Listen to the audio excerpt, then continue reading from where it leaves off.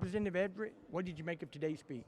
I heard a lot of rhetoric. This is what, my fifth state of the state or something like that. And he talks about more revenue for roads, for example, and then he talks about more spending for broadband.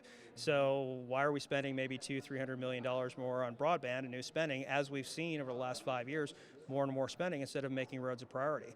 So again, there's a huge conflict in his speech. The rhetoric we've seen onto that side in the governor's office, especially on transportation, it's just bunk.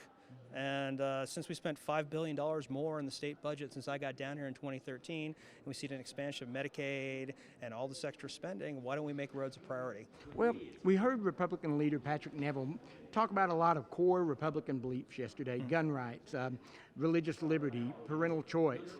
How realistic is that? And then given the minority that you got, the deep minority that you guys have in this chamber, and given that, why have those conversations if they're going nowhere? Well, I mean, case in point, you heard the speaker's speech yesterday and you heard the governor's speech, about representing all citizens.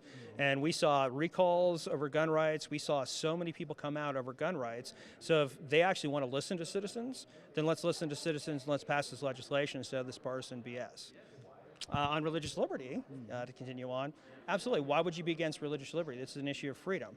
What we saw yesterday is we didn't even see the Democrats when Representative Neville got up and spoke about freedom and liberty, core American values.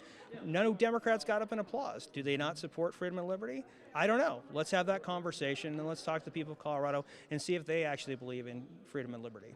But given the votes, you're not going to pass those things out of this chamber. So why is it important to have those conversations?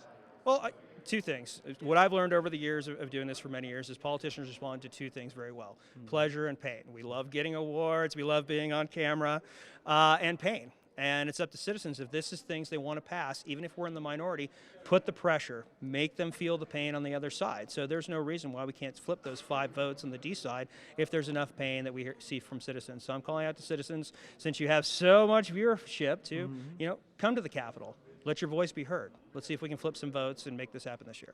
Thanks a lot.